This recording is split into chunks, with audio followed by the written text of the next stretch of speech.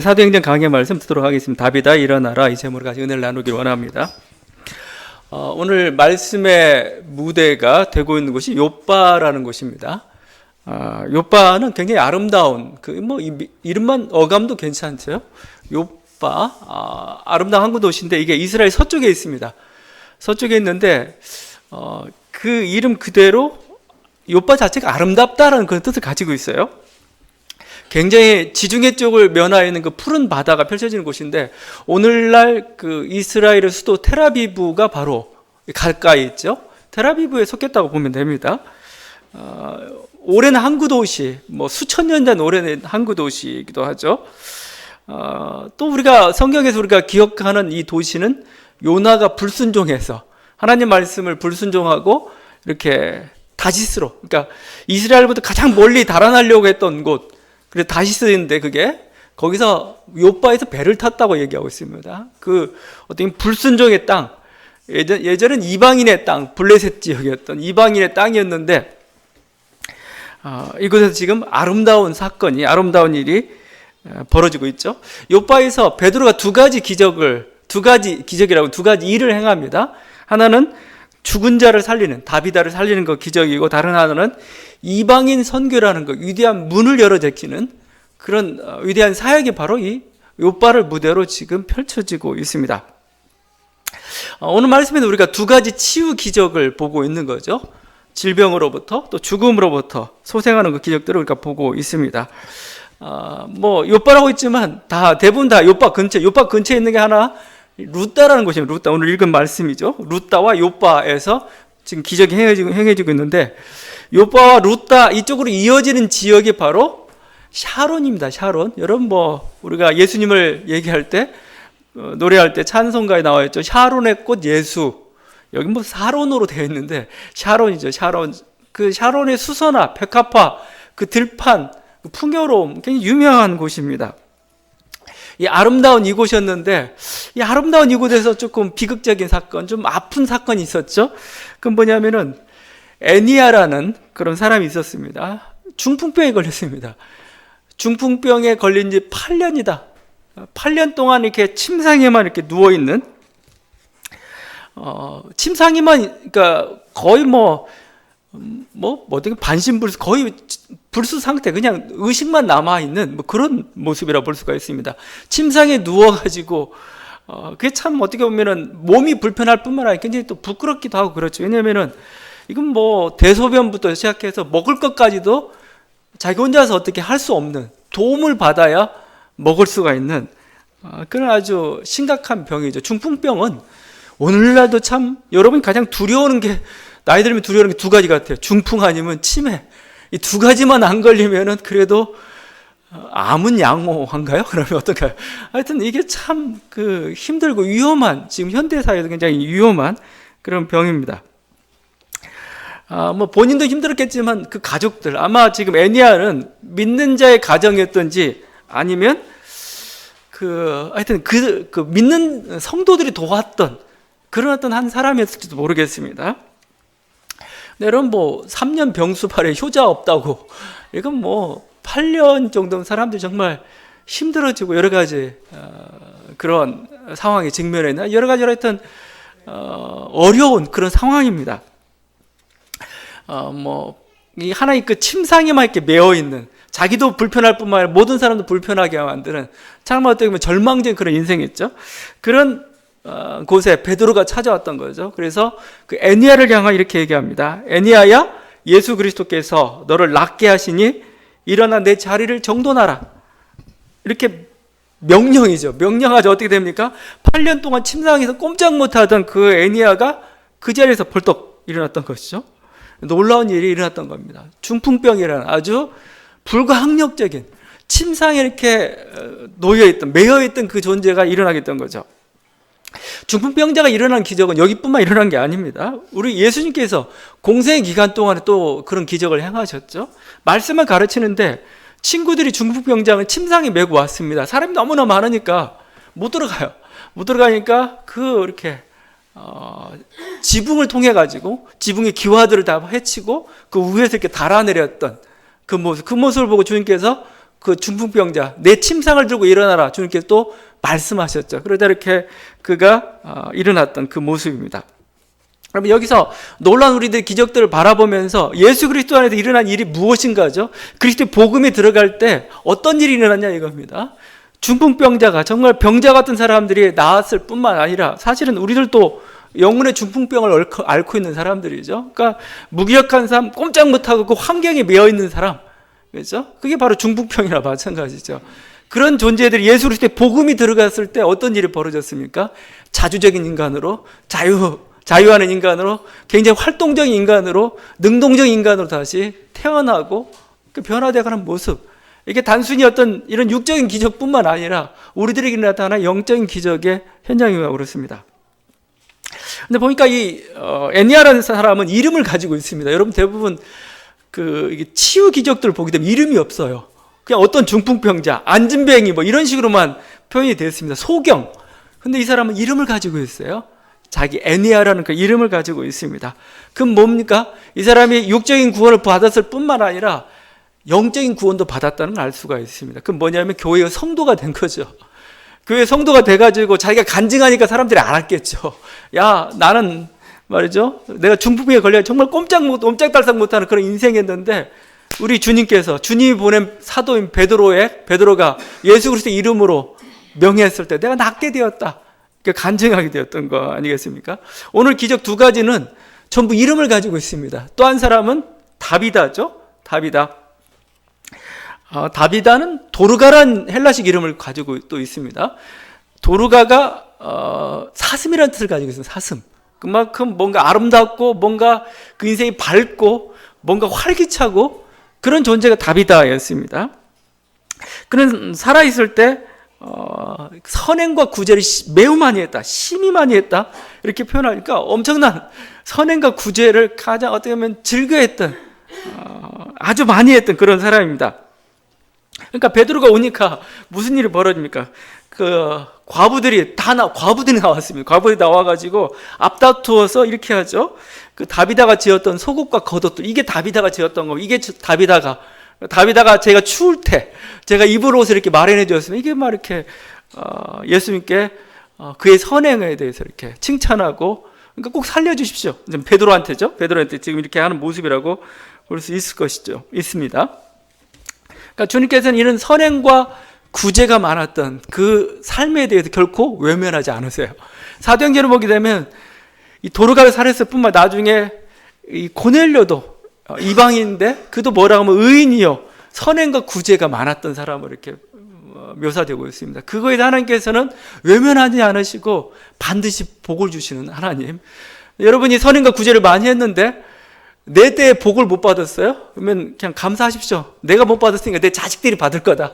내 자식이 못하면 내 자녀가 받을 거라. 하나님께서 반드시 우리가 선행과 구제에 대해서 복을 주시는 분, 그런 분이십니다. 그래서 이제 도르가에게 나타나가지고 베드로가 나타나서 도르가한테 다비다죠. 다비다한테 이렇게 다비다야 일어나라 할 때 다비다가 눈을 떴습니다. 말똥말똥 눈을 뜨고 있는데 베드로가 다비다의 손을 붙잡고 일으키죠.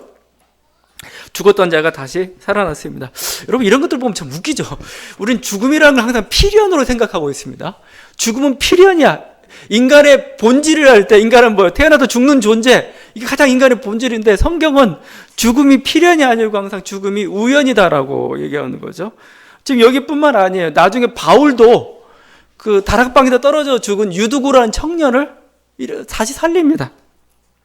공생애기 동안 예수님 여러 번 살렸죠. 죽은 나사로에 나오너라 할 때 죽은 나사로가 나흘이나 되어서 썩는 냄새가 나는 나사로가 살아났던 것이죠. 그랬을 뿐만 아니라 그 야이로의 회당장이죠. 그의 딸이 죽었을 때 아이야 일어나라 했을 때 그 아이가 일어났죠. 나인성 과부의 사랑하는 독자가 죽어서 이제 시신이 지금 장례식으로 운구되고 있는데 그 장면에 예수님이 나타나가지고 청년아 되게 말하는 일어나라 할 때 일어났던 것이죠. 여러분 우리가 중력은 도무지 벗어날 수가 없죠. 중력의 법칙처럼 우리는 뭐 중력의 한계를 벗어나서 살 수는 없는 것이죠. 죽음이라는 게 그렇습니다. 피할 수 없는 겁니다. 근데 마치 성경은, 예수님은, 초대교회는 뭐예요? 그것도 거스를 수 있는 것처럼, 중력을 거스를 수 있는 것처럼, 죽음을 피할 수 있는 것처럼 이렇게 묘사하고 있죠. 생로병사라고 해서 나서 늙고 병들고 죽는 건 인간의 어떤 당연한 본질처럼 보이고 있는데, 그래서 모든 인간은 죽음 앞에서 절망하고 있는데, 성경은 그렇지 않죠. 성경은 죽음을 필연으로 보지 않습니다. 우연으로 보고 있는 거죠. 죄의 결과로서 주어진 거고, 또 영원한 세상에는 더 이상 죽음도 없는 세상이라고 얘기하고 있는 것이죠. 기독교는 죽음에 대해서 아주 강력한 적이죠. 죽음에 대해서 지고 절망하고 불안해하고 그런 존재가 아니고 오히려 맞서서 싸우는 그런 모습들을 우리가 성서 속에서 볼 수가 있고, 바로 교회가 그런 곳입니다. 우리가 믿고 있는 복음이라는 게 그런 것입니다. 죽음의 한계마저도, 죽음의 절망마저도, 죽음의 병마저도 이렇게 뛰어넘을 수 있도록 하는 것, 이게 바로 가지고 있는 복음의 능력이라고 합니다. 복음에 하나님의 능력이 나타나고, 그 능력이 뭐냐 이겁니다. 죽음이란 절대적인 절망 앞에서도 절망하지 않는, 두려워하지 않는 그 삶의 모습들을 이런 사건들을 통해서 우리들에게 보여주고 있는 것이죠. 그런데 이 기적이 지금 베드로의 손에서 일어나고 있다는 게 중요한 겁니다. 예수님은 당연히 하나님이니까 분명히 이런 질병을 치유하고 소생시킨 기적을 행할 수 있다 저희가 믿습니다.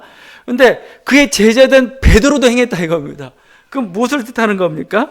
일어났던 치유와 어떤 소생의 기적은 이제 뭐예요? 교회를 통해서 이루어지는 거고, 지금 뭐예요? 교회를 통해 이루어지고 있다는 것은 현대 세계에도 우리가 가능하다고 믿고 나아가는 거죠. 그래서 어떻게 보면 기독교인들은 좀 황당한 사람들일 수가 있어요. 자연과학은 전부 안 믿죠. 그건 불가능해. 그래서 기적이라는 게 사실은 기적이라는 게 불가능하다는 거잖아요. 불가능한데 어쩌다 한 번씩 되는 거, 그걸 우리가 기적이라고 하죠. 그런데도 불구하고 우리는 항상 그 기적을 바라는 사람들, 기적을 희망하는 사람들, 이게 정말 어리석은 거냐? 물론 어리석을 수도 있어요.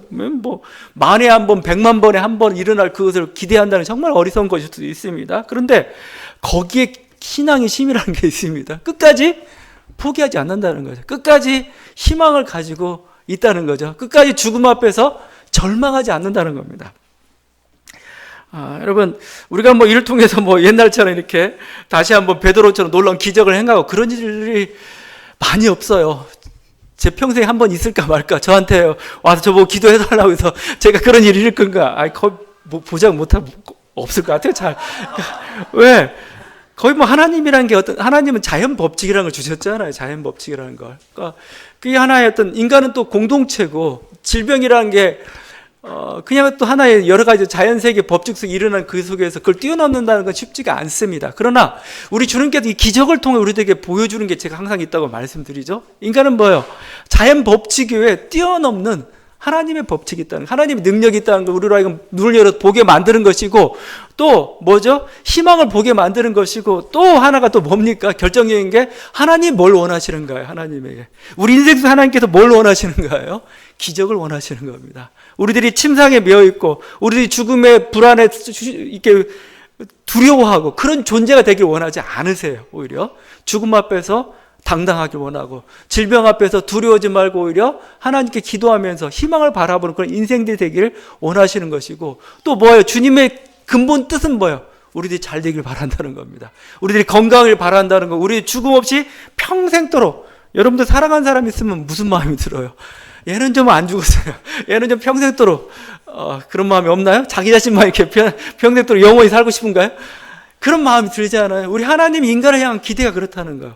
너는 병 안 걸리고, 너는 행복하게 살았으면 좋겠고, 너는 죽음 앞에서 죽음이 없이, 절망 없이 그냥 살았으면 좋겠다는 주님의 뜻이죠. 주님의 사랑이 바로 이 기적을 통해서 나타나고 있는 겁니다. 우리는 그 기적을 통해서 기적을 다시 재현해 보겠어, 거기에 초점을 두는 게 아니고 하나님의 메시지, 하나님의 사랑, 하나님을 향해도 우리 주어지는 어떤 희망들을 발견할 수 있는 그런 시간들이 되기를 바랍니다. 우리 주님은 어떤 분이시냐? 바로 이런 놀라운 기적들을 이루시는 분, 기적을 통해서 하나님께서 이루신 그 하나님 나라의 실상이 뭔가 이거.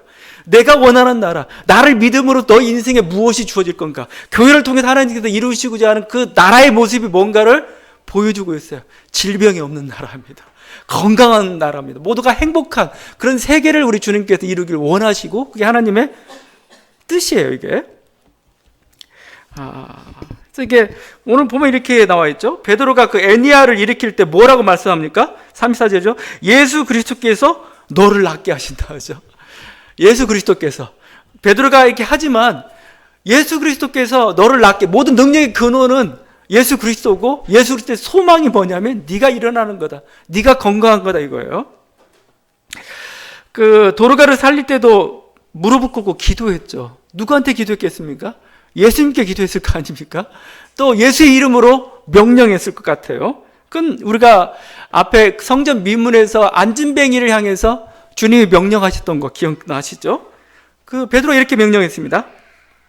은과 금은 내게 없거니와 내게 있는 이것을 내게 주노니 나사렛 예수 그리스도 이름으로 일어나 걸어라. 나사렛 예수 그리스도 이름, 나사렛 예수 그리스도 그 이름에 뭐가 있어요? 놀라운 구원의 능력이 있다는 거고, 여러분을 향한 어떤 강건함에 하나님의 소망이 예수 그리스도 이름에 담겨 있다는 겁니다. 그래서 여러분이 어느 병자를 본다든지 뭔가 누가 아픔을 당하고 있는 사람들에게 여러분 무슨 기도합니까? 예수 그리스도 이름으로 낫기를 원합니다. 우리 주님께서 여러분이 낫기를, 건강하기를, 여러분이 잘 되기를, 여러분이 행복하기를 하나님께서 원하십니다. 그러니까 그렇게 기도해야 되는 거 아니겠습니까? 주님은 또 실제 그러기도 하고 그렇습니다. 기적은 예수 그리스도를 통하여서 일어났고, 예수 그리스도가 그런 일들을 행하고 있습니다. 우리가 강건하길 바라고 마귀에 눌렸던 그 인생들이 이제 거기서부터 해방되는 것을 주님께서 원하시는 거죠. 그래서 베드로가 그의 설교에서 이렇게 그 예수님의 사역을 몇 마디로 정의하는 게 있습니다. 예수님께서 무슨 일을 하셨느냐라고 했을 때 이렇게 두 번에 걸쳐서 얘기했습니다. 만일 병자에게 행한 착한 일에 대하여 이 사람이 어떻게 구원을 받았느냐고 오늘 우리에게 질문한다면, 너희와 모든 이스라엘 백성들 알라. 너희가 십자가에 못 박고 하나님이 죽은 자 가운데 살리신 나사렛 예수 그리스도의 이름으로 이 사람이 건강하게 되어 너희 앞에 섰느니라. 이 건강함, 우리의 주는 치유의 기적들이 뭐야? 예수 그리스도의 이름으로 이루어지고 있고, 이게 착한 일이다 라고 얘기하고 있는 겁니다. 사도행전 10장 38절입니다. 하나님이 나사렛 예수에게 성령과 능력을 기름 붓듯 하셨음에 그가 두루 다니시며 선한 일을 행하시고, 착한 일입니다. 이것도 마귀에 눌린 모든 사람을 고치셨으니 이는 하나님이 함께 하셨습니다. 예수님께서, 그냥 나사렛 예수님께서 공생이 또 뭐 했느냐? 착한 일 했다. 착한 일. 어떤 착한 일입니까? 병든 자를 치유하고, 뭐죠? 마귀에게 눌린 자들 해방시키는 일을 하셨다. 이게 예수 그리스도의 사역이다. 교회를 통해서 지금 이 사역이 이루어지고 있다. 지금 그 선언 아니겠습니까? 제가 착한 일에 강조점을 뒀죠. 이 착한 일이란 게 은덕이란 말이에요. 은덕. 그러니까 예수 그리스도께서 베푸신 은덕에 대해서 너희가 알기를 원하면, 은덕이라는 뜻이 은덕. 이 은덕이라는 게 굉장히 정치적인 용어입니다. 사실은요. 은덕이 정치적인 용어인데, 이게 사실은 황제 아우구스투스 황제 비문에 새겨졌던 말 중에 하나입니다. 이렇게 그 석상에 이렇게 기록되어 있습니다. 신은 그를, 아우구스투스를 구세주로 보내셔서 인류와 우리 자손들에게 은덕을 베푸셨으니 신 아우구스투스 탄생의 날은 세상을 위한 복음의 시작이었다. 여러분, 아우구스투스한테 이 로마의 최초의 황제정을 시작했던 사람, 고대 로마 제국의 아주 기틀을 다졌던 이 시대를 향해서 아우구스투스부터 시작이 됐는데, 그를 향해서 구세주라는 표현을 썼고, 그의 탄생의 날을 복음의 날이라고, 복음이라 표현했고, 그 다음에 그가 행했던 일을 은덕이라고 표현하고 있습니다. 근데 그걸 다 누구한테 적용시키고 있습니까? 예수 그리스도에게 적용시키고 있습니다. 지금 누가복음의 선언은 뭐예요? 야, 구세주는 아우구스투스가 아니고 예수 그리스도야, 이겁니다. 구세주는 이 탄생의 날, 아우구스투스가 탄생한 날이 복음의 날이 아니고 바로 예수 그리스도의 탄생의 날이 복음이다, 이겁니다. 그분이 행하신 게 진정한 은덕이다라고 지금 선언하고 있는 게 누가복음과 사도행전의 누가의 전언인 겁니다. 이 은덕이라는 표현을 여기에서 또 쓰고 있습니다. 누가복음 22장 25절인데, 이방인의 임금들은 그들을 주관하며 그 집권자들은 은인이라 칭함을 받으니, 은인이 뭘? 이것도 유에르게테스라고 해가지고 이것도 은덕과 같은 단어, 은인, 은덕 이런 표현을 쓰고 있습니다. 그러니까 은덕이라는 건 뭐냐면, 통치자가 그 지역을 다스리면서 어떤 일이 벌어집니까? 평화가 주어지죠. 안정이 주어지죠. 풍요를 가져다 주죠. 이게 은덕인 겁니다. 내가 이 지역을 점령함으로써 내가 이 지역을 다스림으로써 이 지역에 평화가 왔다. 니는 어떤 이방 민족도 더 이상 침범 못하고 안전하게 여기서 거할 수가 있다. 니는 여기서 이제 농사 지으면서 풍요롭고 번성하며 살 수가 있다. 이 혜택을 내가 베푼다. 이게 바로 은덕이라는 단어입니다. 그래서 굉장히 정치적이고 황제들에게 쓰던 그 용어죠. 근데 이제 뭐요? 초대교회는 이 단어를 예수 그리스도에게 쓰기 시작했다는 겁니다. 예수 그리스도가 은덕을 베푸셨다 이거예요. 그리스도의 은덕을 베푸셔서 우리들이 병으로부터 나음을 입고 죽은 자가 살아나고 뭐죠? 굶주린 자가 먹을 것을 입게 되는, 그리고 영적으로 이렇게 완전히 무기력해 든 자들이 다시 일어나게 되는 그런 놀라운 일들이 지금 일어나고 있다라는 그 선언인 거죠. 그래서 여러분 이렇게 복음서 보다 보면 복음서가 색깔이 좀 많이 다른데, 처음에 예수님이 공생애를 시작하시면서 첫 일성, 그게 예수님의 취임사입니다. 예수님이 처음으로 이렇게 복음을 전하면서 뭐라고 선포하셨는가? 이게 누가복음에 이렇게 기록되어 있어요. 누가복음 4장 18절인데 나사렛 회당이라는 곳에 가서 말씀을 전하는데 이사야서 말씀을 이렇게 펼쳤습니다. 그리고 이렇게 선포하셨죠. 주의 성령이 내게 임하셨으니 이는 가난한 자에게 복음을 전하게 하시려고 내게 기름을 부으시고 나를 보내사 포로된 자에게 자유를, 눈먼 자에게 다시 보게 함을 전파하며 눌린 자를 자유롭게 하고 주의 은혜회를 전파하게 하려 하심이라. 딱 책을 덮었습니다. 그리고 무슨 말을 할까 사람들이 귀를 쫑긋하고 있는데 예수님이 이 글이 오늘 너희 귀에 응하였도다 이렇게 말씀하셨죠. 이제부터 뭐요? 주님께서 하시는 사역이 뭡니까? 포로된 자를 자유케 하고, 그냥 영적인 포로만 얘기하는 겁니까? 영적인 포로부터, 마귀의 포로된 자로부터, 실제 정치적으로 포로된 사람들부터 모두에게 해방을 가져다 주는 것, 이게 주님께서 이루고자 하시는 은덕입니다. 은덕. 그 나라를 이제 이루고자 주님께서 오셨고 교회를 통해 그 일을 이루신다 이거죠. 그래서 이 은덕이라는 거 그래서 이런 어떤 건강과 어떤 그 안정, 치유, 뭐 이것뿐만 아니고 정치적인 안정도 들어가 있습니다. 정치적인 안정. 가장 중요한 안정 중에 은덕 중에 하나가 평화죠. 정치적인 안정이죠. 그래서 예수님과 관련해서 항상 복음서에도 고백하고 있는, 특별히 누가복음에서 고백하고 있는 것은 평화의 왕으로 오신 예수 그리스도입니다. 그 예수님 탄생할 때 이렇게 전하고 있죠. 그때 가이사 아구스토가 영을 내려 천하로 다 호적하라 하셨으니, 우리가 지금 대림절 기간을 보내고 있습니다.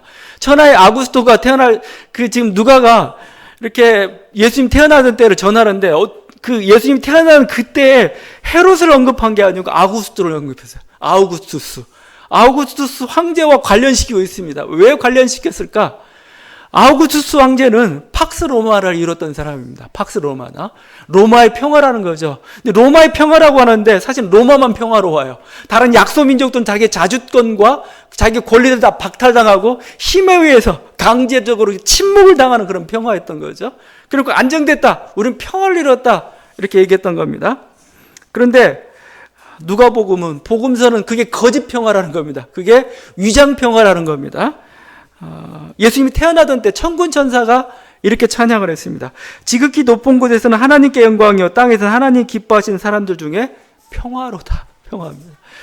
그리스도를 통해서 이분이 진정한 이 땅의 은인으로서 은덕을 베푸신 자에서 오셨는데 정치적인 평화를 이분이 이루실 것이다. 그래서 그리스도 안에서, 이 사람 안에서 평화를 누리게 될 것이다 이겁니다.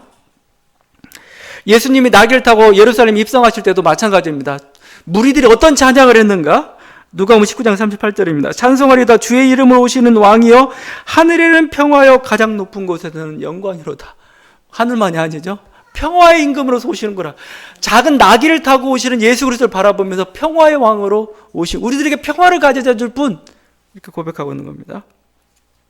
그래서 예수님은 유대인들이 자기를 믿지 못하고 자기의 어떤 그 예수 그리스도의 말씀에 순종하지 못하고 민족주의로 나오고 폭력투쟁으로 나아가는 그 예루살렘 삶을 보면서 우셨어요. 우시면서 이렇게 말씀합니다. 너도 오늘 평화에 관한 일을 알았더라면 좋을 뻔하였거니와 지금 내 눈에 숨겼도다. 이거죠. 진정한 평화의 길을 알지 못하고 보여.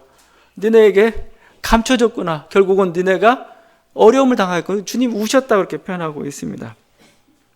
그리스도는 평화의 왕으로 오셨습니다. 무력이 아니라 온유하심과 섬김을 통해서 인간 왕들의 어떤 자기의 이기심과 그것이 아니라 정말 전능하신 하나님으로서 모든 사람들을 정말 행복하게 하고 모든 권리를 주장하는 그 모든 사람 것들을 받아주시는 그런 왕으로서 우리 땅에 오셨던 것이죠. 그래서 지금 오늘 말씀은 지금 이런 작은 행위를 통해서 또 건강과 또 이런 여러 가지 선포들을 통해서 지금 진정한 은인은 아우구스투스가 아니고 세상의 왕자가 아니고 바로 예수 그리스도임을 보여주고 있는 거죠. 여러분 사실 정치가 이루어야 될 그 목표가 뭐냐? 다른 거 아닙니다. 두 가지 단어는 평화와 풍요입니다. 평화. 왜 정치를, 왜 통치자를 왜 세우느냐 이거예요. 그건 뭐예요? 평화를 가져다 주기 위해서. 그래서 더 이상 침략받지 않고 안전하게 자기 삶을 영위할 수 있도록. 왜 정치가를 세웁니까? 이들이 여러 가지 아이들 또 여러 가지 제도들 다 정비해가지고 풍요롭도록 번성할 굶주리지 않도록 이 두 가지죠. 평화와 풍요를 가져다 주는 이게 바로 세상의 정치 체제가 해야 될 그런 목표고 그리스도께서 이 일을 이루는 은인으로 오셨다는 겁니다. 오늘날에는 그리스도께서 직접 뭐 이렇게 다스리지는 않죠. 예수님이 왕이 되셔가지고 뭐 이렇게 직접 다스리고 그렇지는 않습니다. 그러나 이제는 뭐죠?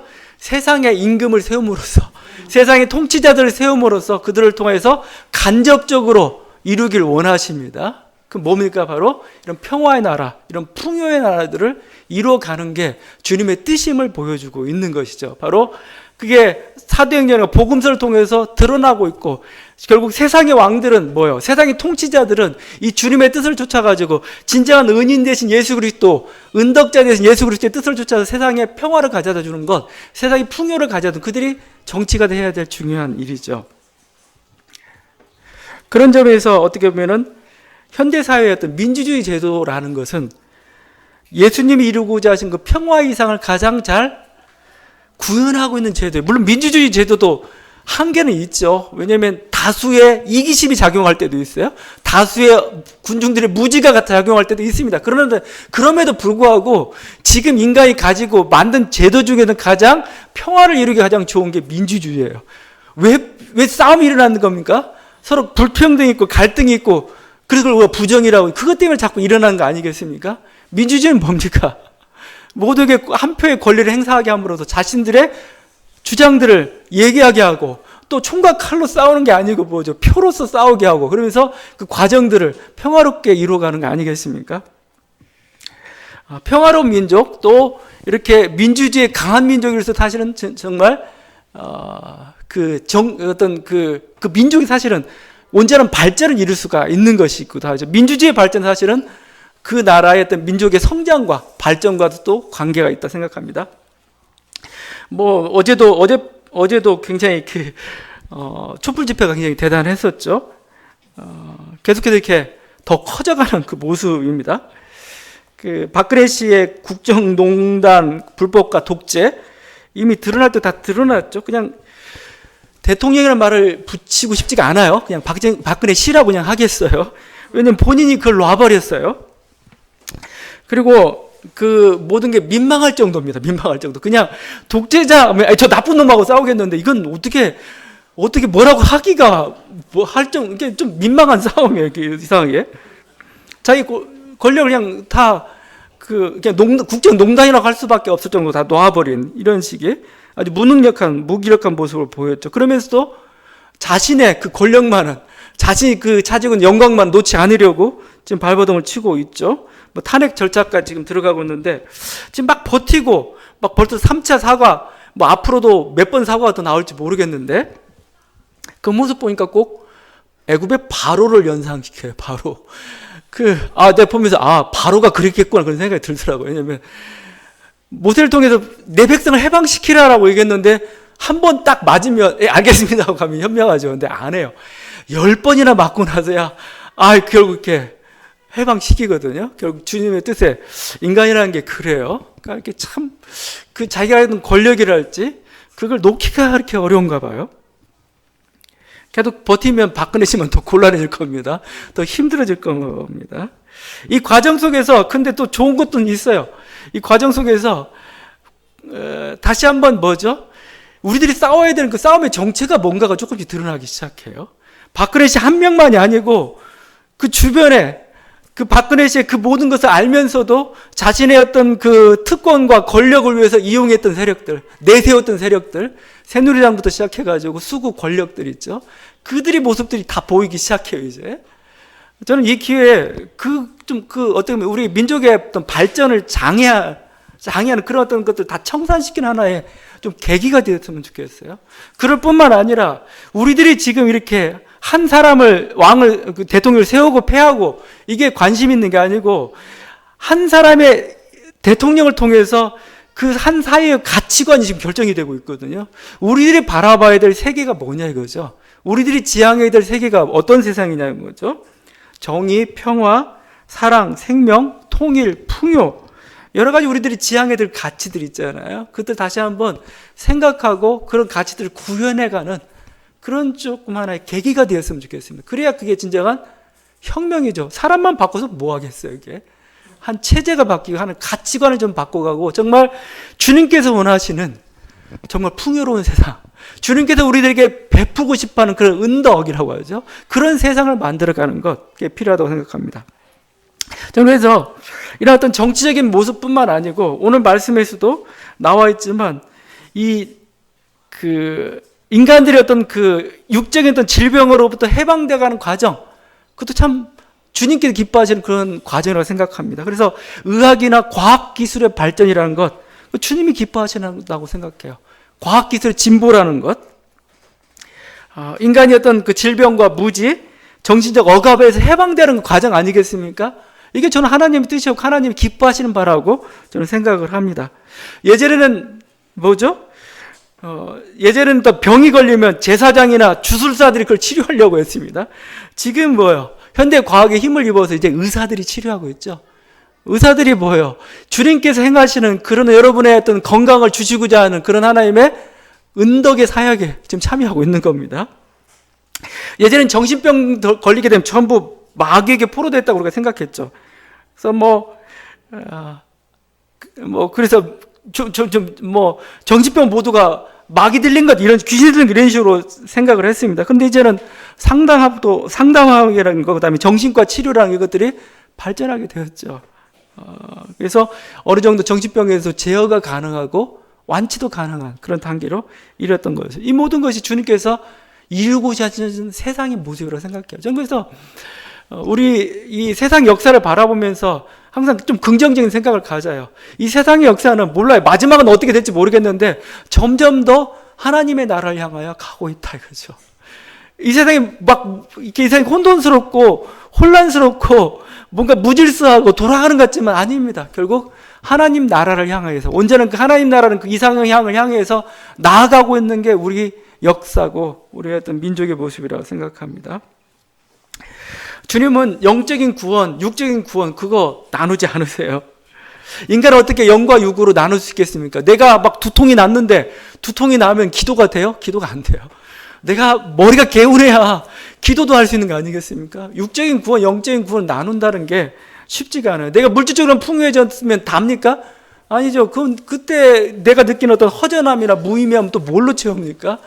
인간에 대한 존재, 영적인 존재고 육적인 존재, 그 모든 것에 다 구원이 주어져야 인간은 행복한 거예요. 인간은 편안한 거고요. 그래서 저는 우리가 생명의 복음이라면 생명의 복음, 이 복음에 대해 생명의 복음이라면 생명의 복음이란 결국 뭐냐 이겁니다. 그냥 어떤 우리가 영적인 것만 구원하는 게 생명의 복음이냐? 아니라 생각합니다. 여러분이 건강해지는 겁니다. 여러분이 건강해지는 것, 여러분의 삶에서 안전한 삶을 누리는 것, 이게 저는 생명의 복음이고 주님께서 여러분에게 주시고자 하는 게 바로 저는 그거라고 생각해요. 물론 과학기술이나 그런 한계들은 있어요. 왜냐하면 우리들이 너무 물질적으로 매이게 만들기도 하고 또 어느 순간에는 또 우리를 과학으로 다 해결할 수 없는 것도 있고 또 인간은 공동체이기 때문에 내가 잘못하지 않았더라도 다른 사람 잘못을 내가 떠안아야 될 때도 있고 막 그렇습니다. 나는 조심했는데 다른 사람이 조심해야지 않아가지고 그러니까 우리가 어떻게 보면 이 죄악된 세상에 살고 있던 것 자체는 뭔가 뭐에 대해서 그냥 A는 B다 이것은 B다 이런 식으로 해답을 내릴 수 있는 건 아니에요. 그래서 무조건 누가 그냥 물질적으로 아니면 건강하고 이렇게 부요를 노리면 그 사람 하나님 축복받은 거고 아니면 뭔가 하나님 심판을 받는 그렇게 일방적으로 평가할 수가 없어요. 우리는 공동체이기 때문에. 또 하나님의 뜻이라는 게 또 있지 않겠습니까? 뭔가 하나님의 뜻을 이루기 우리를 또 연약하게 하실 때도 있는 거고, 그래서 무조건 다 건강한 게 좋은 거고, 건강한 게 이렇게 너에게 복 받은 거다, 그렇게 얘기할 수는 없어요. 없지만 저는 여기서 하나님의 소망은 분명히 드러나고 있다고 생각합니다. 우리들이 원하는 게 뭐냐, 이거 결국적으로 요한 3서 1장 2절에 잘 나타났다고 생각합니다. 사랑한 자여, 내 영혼이 잘됨 같이 내가 범사에 잘되고 강건하기를 내가 간구하노라. 이게 누구의 기도냐? 요한사도의 기도냐? 요한사도의 기도일 뿐만 아니라 예수 그리스도의 기도입니다. 우리를 향한 기도예요.